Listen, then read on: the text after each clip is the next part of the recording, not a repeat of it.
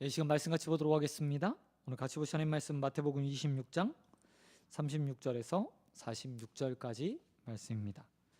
마태복음 26장 36절에서 46절까지 말씀, 여러분 너무나 잘 알고 계신 말씀입니다. 다 찾으신 줄 알고 한 절씩 교독하겠습니다. 이에 예수께서 제자들과 함께 겟세마네라 하는 곳에 이르러 제자들에게 이르시되, 내가 저기 가서 기도할 동안에 너희가 여기 앉아 있으라 하시고,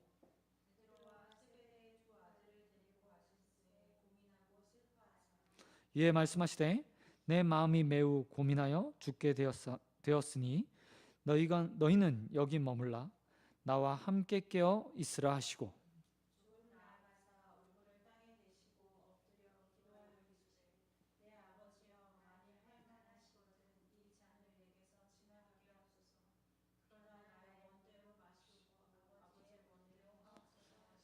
제자들에게 오사 그 자는 것을 보시고 베드로에게 말씀하시되, 너희가 나와 함께 한 시간도 이렇게 깨어 있을 수 없더냐.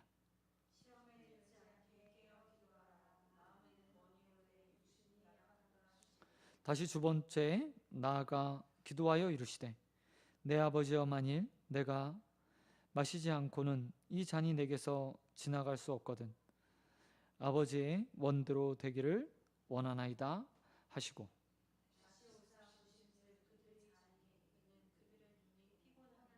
또 그들을 두시고 나아가 세 번째 같은 말씀으로 기도하신 후에,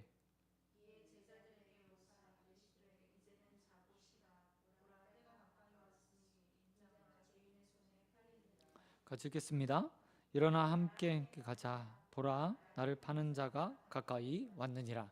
아멘. 아멘. 오늘 말씀 가지고 시험에 들지 않게 기도로 대비하라. 시험에 들지 않게 기도로 대비하라 라는 제목으로 말씀 같이 나누겠습니다. 오늘 본문은 예수님께서 잡히시기 전 겟세마네 동산에서 있었던 일을 우리에게 보여주고 있습니다. 예수님은 제자들과 마지막 유월절 만찬을 마치시고 늘 하시던 것처럼 겟세마네 동산을 찾아 기도하셨습니다. 이 겟세마네 동산은 예수님이 예루살렘에 오시면 자주 들려 기도하는 장소였습니다. 가룟 유다도 이 장소를 잘 알고 있었습니다. 그러나 본문에 기록된 기록을 보면 예수님의 모습은 평소에 기도하는 모습과 전혀 다른 모습인 것을 우리는 알 수 있습니다. 공생의 자신의 마지막 사역을 완수하기 직전에 기도하기 위해 겟세마네 동산을 예수님께서 찾으셨기 때문입니다. 본문 36절과 37절 말씀을 보면 예수님은 제자들을 대동하시고 겟세마네 동산에 동착하셨습니다. 그리고 그곳에서 제자들을 머물게 하셨습니다. 이후에 베드로와 야고보와 요한 세 명의 제자를 데리고 기도하러 나가셨습니다. 마태는 이때 예수님께서 고민하고 슬퍼하셨다라고 표현하고 있습니다. 예수님께서 자신의 마지막 사역을 어떻게 맞이하고 계신지를 우리에게 이 두 단어를 통해서 보여주고 있는 겁니다. 이런 마태의 표현을 보면 예수님께서 지실 십자가의 무게를 우리는 감히 상상해 볼 수 있습니다. 공생의 기간 동안 늘 당당하셨고 의원하셨던 예수님께서 오늘 전혀 다른 모습으로 겟세마네 동산에서 기도하시러 나가고 계시기 때문입니다. 고민하시고 슬퍼하셨다. 이런 예수님의 모습을 38절에서 제자들에게 자신의 지금의 심정과 이후의 상황에 대해서 말씀하십니다. 예수님은 고민하셨습니다. 그리고 자신의 죽음을 알고 계셨습니다. 자신의 죽음을 알고 있는 예수님의 마음을 감히 우리는 상상할 수도 없을 것입니다.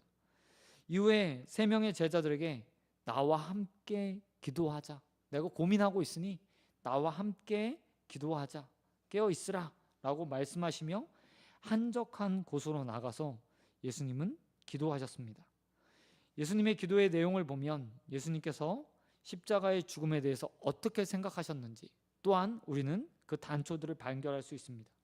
본문 39절과 41절의 기록을 보면 예수님께서 조금 실망스러운 모습으로 사실 기도하고 있습니다. 인생의 사랑에 인간의 몸을 입고 이 땅에 오신 예수님, 사생의 30여 년과 공생의 3년 6개월을 사셨던 그 주님께서 마지막 순간 앞에서 이렇게 기록하셨다고 39절은 기록하고 있습니다. 내 아버지여, 만일 할 수만 있거든 이 잔을 내게서 지나가게 하옵소서. 이 모습을 보면서 사실 저는 예수님이 왜 이렇게 기도하시지? 예수님은 하나님이시고 또한 이것을 위해서 친히 자신이 인간의 몸을 입고 비하 스스로를 낮춰서 이 땅에 오셨는데 왜 마지막 대업, 그 대업 앞에서 이 잔을 옮겨달라고 기도하시는가? 라는 생각이 들었습니다.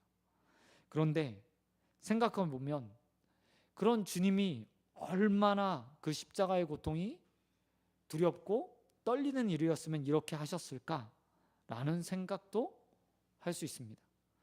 예수님은 하나님의 아들이셨습니다. 또한 메시아로 구원자로 이 땅에 오셨습니다. 하지만 동시에 예수님은 100% 인간으로 인간의 몸을 입고 이 땅에 사셨던 분이었습니다. 그렇기 때문에 십자가의 고통을 너무나 잘 알고 있었고 아픔, 죽음, 또한 그 죽음을 통한 하나님의 단절이 얼마나 큰 고통인지 너무나 잘 알고 계셨습니다. 그래서 예수님은 마지막 이 겟세마네 동산에서 자신의 대업을 놓고 이렇게 기도하고 계십니다. 내 아버지여, 만일 할 수만 있거든 이 잔을 내게서 지나가게 해주십시오 라고 기도하신 겁니다. 그런데 이런 예수님의 이런 모습이요, 여기서 끝났다면 아마 우리는 예수님을 메시아로 맞이하지 못했을 겁니다. 하지만 이런 모습과 달리 예수님의 기도의 끝은 어땠습니까? 그 다음에 이렇게 붙어 있죠. 그러나 나의 원대로 마시옵고 아버지의 원대로 하옵소서. 이게 예수님께서 인생의 몸을 입고 기도하시며 결단과 결심으로 두려움을 떨쳐버리고 대업을 향해 나아가시는 방법이었다는 겁니다.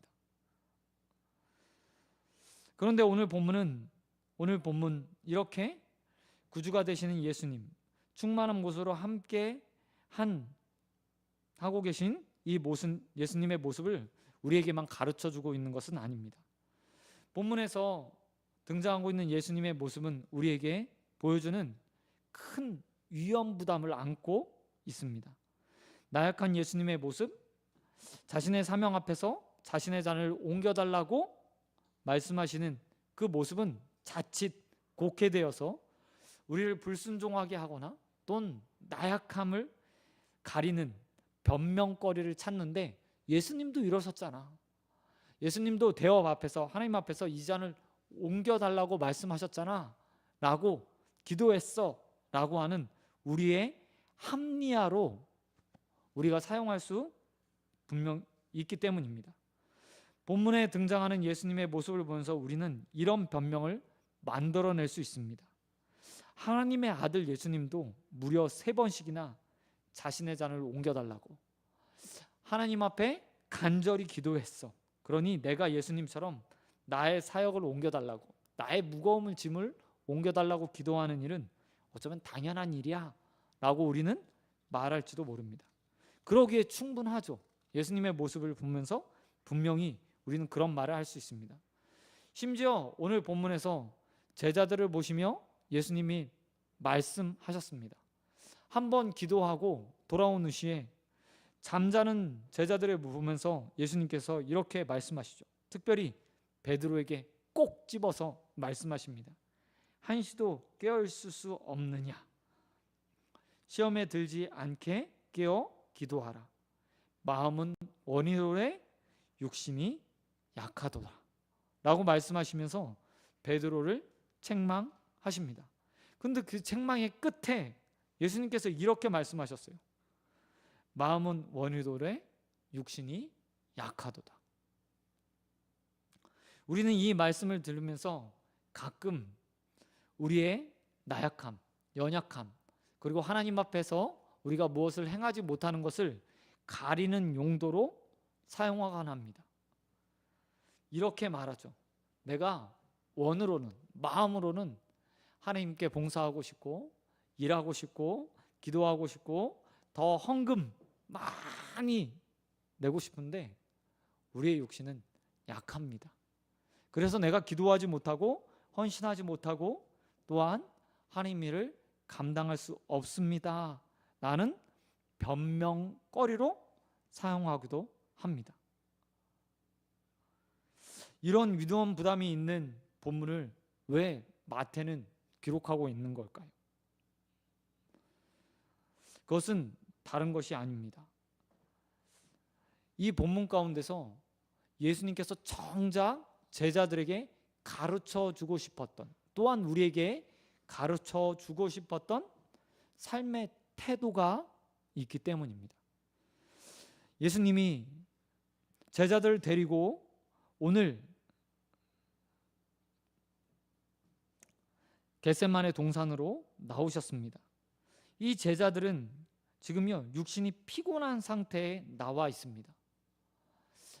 6월절 예수님과 함께 예루살렘 성전에 입성한 후에 바쁜 며칠의 생활들을 보냈습니다. 그리고 방금 전까지 예수님과 함께 6월절 만찬을 중지고 난 후에 겟세마네 동산에 와서 지금 기도하고 있는 겁니다. 예수님도 피곤하셨지만 제자들도요 역시 피곤했을 겁니다. 거기다가 하루의 고된 일과를 마치고 배불리 먹고 마신 후에 기도하러 함께 나온 겁니다. 그러니 그들이 잠드는 것, 기도하지 못하고 피곤에 쪄들어서 잠을 자는 것은 어쩌면 당연한 일인지 모르겠습니다. 예수님의 말씀처럼 그들은 피곤했고 그들의 육체는 나약했고 먹은 것 앞에 피곤한 육체 가운데 힘들어 졸 수밖에 없었습니다. 예수님도 그 사실을 너무나 잘 알고 있었죠. 하지만 예수님은 그 가운데서 제자들에게 너희 육신이 약하구나, 너희 마음은 기도하고 싶지만 육신이 너무 약해서 기도할 수 없구나 라고 말씀하시기 전에 이렇게 먼저 말씀하셨습니다. 시험에 들지 않게 깨어서 기도해야 한다. 육신이 약할지라도 너희가 시험에 들지 않도록 깨어서 기도해야 된다 라고 말씀하신 겁니다. 예수님은 이 말씀을 하시고 또한 그 말씀을 가르치기 위해서 피곤한 제자들을 이끌고 겟세마네 동산에 오셔서 함께 기도하기를 원하신 겁니다. 여러분, 예수님이 얼마나 피곤한 육체 가운데 심한 일정 가운데 6월절을 보내셨습니까? 제자들이 피곤한 것만큼 예수님도 분명 피곤하셨을 겁니다. 인간의 몸을 가지고 있었기 때문에 예수님도 극도의 피곤을 느끼셨을 겁니다. 그런 피곤한 와중에도 예수님은 기도하셨습니다. 그 기도의 모습을 오늘 본문에서는 3번 기도하셨다라고 말하고 있지만 병행구절인 누가복음을 보면 그 기도의 내용을 조금 다르게 우리에게 기록하고 있습니다. 누가복음 22장 43절과 44절에 보면 이렇게 예수님의 모습을 기록하고 있습니다. 천사가 하늘로부터 예수께 나타나 힘을 더하더라. 예수께서 힘쓰고 애써 간절히 기도하니 땀이 땅에 떨어지는 핏방울 같이 되었더라 라고 말하며 예수님께서 얼마나 전심을 다해 기도하셨는지에 대해서 보여주고 있습니다. 뿐만 아니라 예수님이 그 기도를 하는데 너무나 탈진해 있었기 때문에 천사가 옆에 와서 도와야 되는 상태였다고 말합니다. 이게요, 누가복음에는 첫 번째 기도를 마치고 천사가 와서 도왔고 예수님은 힘써 기도하며 땀이 땅에 떨어져 핏방울같이 되었다라고 말하고 있습니다. 그만큼 예수님이요, 최선과 열심을 다해서 온 힘을 다해서 더 이상 기도할 수 없을 만큼 탈진한 상태 가운데 기도했음을 보여주고 있는 거죠. 그리고 이렇게 기도한 후에 오늘 두 번째 예수님의 기도가 전해지고 있습니다. 그 기도 내용은 39절에 기도했던 기도 내용과 조금 달라져 있습니다. 유사하지만요, 조금 달라요. 42절 말씀을 보니까 이렇게 기록되어 있습니다. 다시 두 번째 나아가 기도하여 이르시되 내 아버지여, 만일 내가 마시지 않고는 이 잔이 내게서 지나갈 수 없거든. 아버지의 원대로 되기를 원하나이다. 처음에 예수님은 이 잔을 내게서 지나가게 해주십시오, 이 잔을 내게서 치워주십시오 라고 기도했습니다. 그러나 두 번째 기도에서 예수님은 달라지셨죠. 그 기도의 내용이 뭐라고 이야기하고 있습니까? 마시지 않고 지나갈 수 없다면 아버지의 원대로 되길 원합니다. 이 이야기는 아버지의 뜻대로 내가 이 잔을 마시겠습니다 라는 말과 동일한 말입니다. 조금 예수님의 말씀이 달라진 거예요. 그리고 나서 또 세 번째 동일한 기도로 예수님께서 기도를 마치시게 되는 것을 볼 수 있습니다. 육체를 가지셨던 주님, 피곤한 가운데 기도하러 나오셔서 자신의 죽음을 맞이하셨던 주님께서 기도하시면서 기도의 내용이요, 점점 하나님의 뜻으로, 하나님의 생각에 가깝게 변해가고 가까워지고 있는 거예요. 그리고 잔을 옮겨달라고 말씀하셨던 그 주님의 기도를 마치신 후에 천사와 함께 기도하며 또 열심으로 기도하시면서 그 내용을 바꿔 이제 그 잔을 내가 마시기 원합니다, 마실 수 있었으면 좋겠습니다 라고 기도를 바꿔가신 거죠. 이 기도의 중간 사이에 주님께서 제자들에게 이렇게 말씀하신 겁니다. 시험에 들지 않기 위해서 깨어서 기도해야 된다.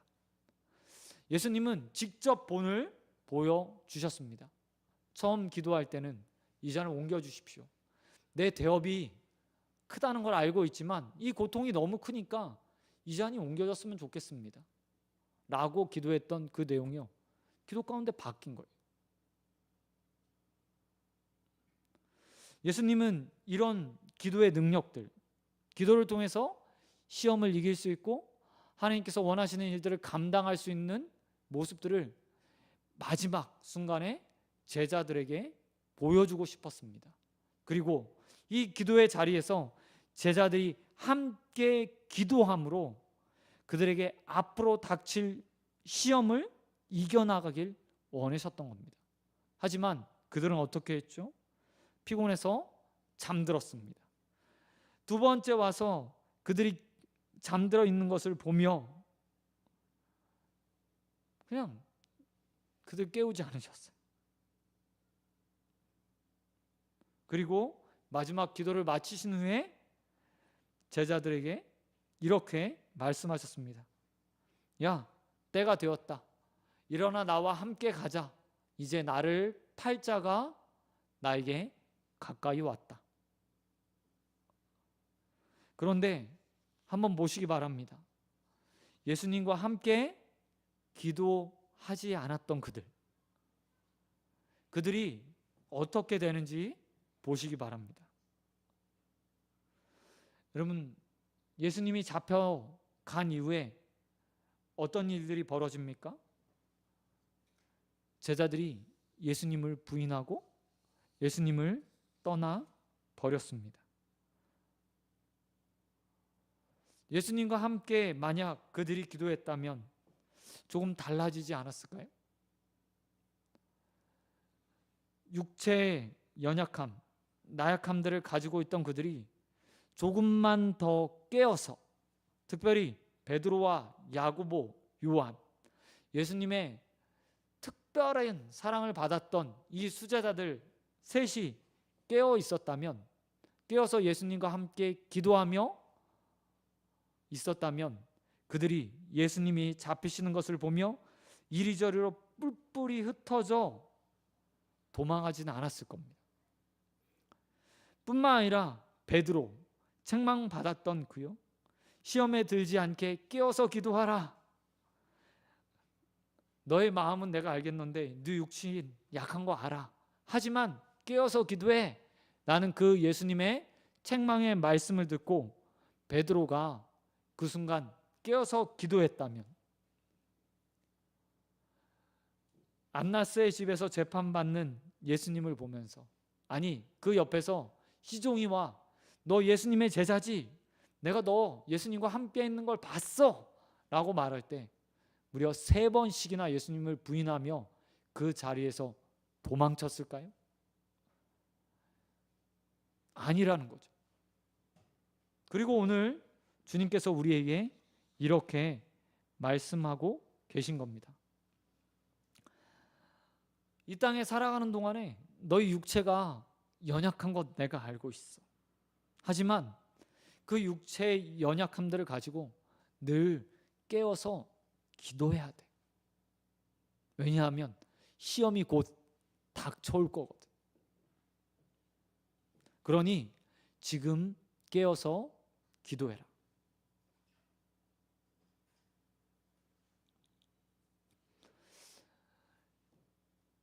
여러분, 저희가 아이가 있는데 누구나 다 한 번쯤 학창 시절을 보내면서 이런 경험을 하게 됩니다. 중간고사, 기말고사가 가까우면 공부를 하죠. 그런데 공부를 하다 보면 공부보다 책상 치우는 일을 먼저 하다가요, 공부 시간을 다 허비해버리고 공부를 하나도 못한 채 다음날 시험을 맞는 경우들이 생겨요. 그죠? 준비하지 않고 예비하지 않은 거예요. 그러면서 시험 시간 중간중간에 있는 그 10분에 한 문제라도 더 맞기 위해서 열심히 책을 펴서 공부를 한다고 합니다. 그런데 그렇게 공부를 하면 시험을 잘 볼 수 있나요? 아니요. 전혀 그렇지 않아요. 그런데 우리가 당하는 시험이 마치 이와 같다는 거예요. 주님께서 우리에게 시험에 들지 않게 깨어 기도하라 라고 말씀하셨는데, 그 시험은요, 우리가 보는 중간고사, 우리 아이들이 보는 중간고사나 기말고사, 수능과 같이 날짜가 정해져 있는 시험이 아니에요. 사단이 언제든지 우리를 흔들고 우리의 믿음을 빼앗고 구원을 강탈해 가기 위해, 우리에게 있는 하나님 나라를 빼앗아 가기 위해 아무 때나 와서 치르는 시험이 돼버리죠. 근데 그 시험은 무엇으로 대비할 수 있습니까? 평소에 피곤한 육체들을 가지고 깨어 기도하는 자만이 그 시험을 대비할 수 있어요. 오늘 제자들은 예수님과 함께 나가서 기도할 시간이 있었습니다. 베드로, 안드레, 요한은 예수님의 곁에서요, 깨어서 함께 기도할 수 있었어요. 하지만 그 시간을 다 허비해 버렸죠. 그리고 잠을 쿨쿨쿨 자고 말았습니다. 그리고 나서 예수님께서 자신의 모든 기도를 마치고 제자들을 깨워서 이렇게 말씀하셨죠. 이제는 자고 쉬어라. 때가 가까이 왔으니 내가 죄인들의 손에 팔릴 것이다. 야, 일어나. 함께 가자. 이제 때가 다 되었다. 시험 준비 하나 하지 못한 채 그들이 예수님의 팔림을 앞에서 목도하게 된 겁니다. 그리고 그들은 그 순간이 왔을 때 자신의 육체를 구하기 위해서, 그 피곤한 육체를 구하기 위해서, 자신의 목숨을 구하기 위해서 뿔뿔이 흩어져 도망해 버렸죠. 마치 시험 공부 하나도 안 하다가 시험 보기 직전에 5분 공부해서 10분 공부해서 시험 잘 치기 원하는 그런 자들로 서 있었기 때문에 그들이 그냥 도망쳐 버리게 된 겁니다. 예수님은 6월절 예루살렘 입성 후에 하루하루 바쁜 일정을 소화했습니다. 육체의 피로가 분명히 극심하다는 것을 알고 있었습니다. 제자들이 함께 저녁 만찬 하루에 겟셋만에 오셨는데 그때 제자들의 마음과 영혼을 놓고 기도할 거라고 전혀 생각하지 않았었어요. 하지만 예수님은 그 순간에도 마지막으로 그들에게 가르침을 주고 싶었습니다. 그들이 분명 자신을 배반하고 떠날 걸 알고 있었어요. 하지만 다음에 똑같은 실수를 하지 않도록 베드로에게 말씀하신 겁니다. 시험에 들지 않게 늘 깨어서 기도해라. 마음이 원이고 네 육체가 약하다는 것 알고 있어. 때로는 그 육체 때문에 피곤해서 마음은 정말 원하지만 기도하지 못할 수 있다는 걸 알고 있어. 하지만 더더욱 깨어서 기도해라. 그렇지 않으면 오늘처럼 될 거야. 사단의 시험 앞에서 네 목숨을 구하기 위해서 나를 배반하는 일이 또 반복될 거야 라고 말씀하고 계신 거죠. 그리고 오늘 우리에게도 똑같이 말씀하고 계신 거예요. 사랑하는 소원교회 성도 여러분, 기도는 영적 싸움을 위한 준비입니다. 또한 가장 좋은 방어 수단입니다. 사단은 우리의 약점을요 너무나 잘 알고 있어요. 사단은 하나님의 나라와 교회와 성도가 싸움을 준비하고 있다는 사실을 알고 있죠. 사단은 그 싸움에서 우위, 승기를 잡기 위해서요 전략을 세웠습니다. 그것은 성도가 시험에 들도록 기도하지 못하게 하는 겁니다. 큰 싸움 앞에 방어할 준비를 하지 못하도록, 방어할 무기를 들지 못하도록 우리에게요 기도할 틈을 주지 않는 거예요. 주님은 늘 깨어서 기도하며 시험을 대비하고 시험을 준비하고 사단의 유혹을 물리칠 내구성, 힘을 기르라고 말씀하셨는데 사단은 우리에게 계속해서 야, 너 피곤하잖아. 그러니 기도하지 마. 너 더 좀 잠 자야지. 그래야 내일 일상 살 수 있을 거 아니야. 오늘 더 자야 내일 즐겁게 하루를 보내지. 그러니 기도하지 말고 그냥 잠 자. 오늘을 그냥 너를 위해 투자해 라고 말하는 거죠. 그리고 우리는 그 전략에 빠져서 늘 시험에 빠집니다. 사단의 시험에, 아주 작은 시험에도요 맥없이 무너지는 우리를 발견하게 되죠. 오늘 그런 우리에게 주님께서 베드로에게 하셨던 말씀을 그대로 하고 계십니다. 너희가 나와 함께 한시도 이렇게 깨어 있을 수 없느냐. 시험에 들지 않게 깨어 기도하라. 마음에는 원이로되 육신이 약하다 라고 말씀하시면서 우리에게 기도하라고 말씀하십니다. 저와 여러분, 오늘 이 저녁이 시험을 이기기 위해 깨어 기도하는 시간이 되었으면 좋겠습니다. 언제 공격할지 모르는 그 사단의 시험을 이기기 위해서 기도로 준비하고 무장하는 저와 여러분의 시간이 되길 우리 주님 예수 그리스도의 이름으로 축원드립니다. 아멘. 이 시간 찬양하고 우리 함께 기도하는 시간 가졌으면 좋겠습니다.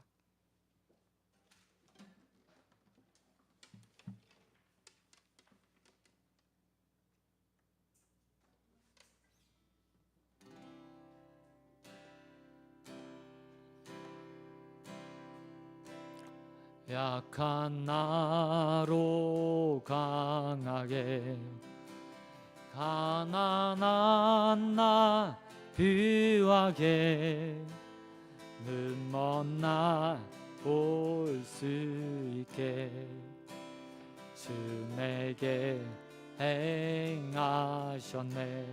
약한 나로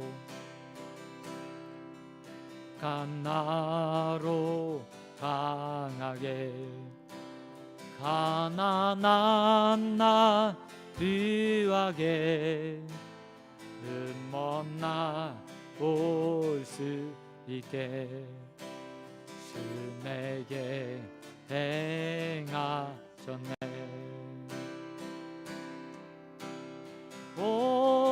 호산나 호산나 죽임 당한 어리냐 호산나 호산나 예수 다시 사셨네.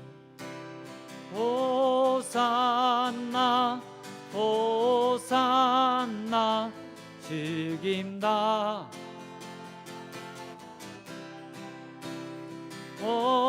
호산나 호산나 예수 다시 사셨네. 내가 건너야 할까 거기서 내 죄 씻었네. 그의 사랑이 나를 향해 이르네. 깊은 강에 저주가 나를 일으키셨도다. 구원의 노래 들으니 예수 자유 주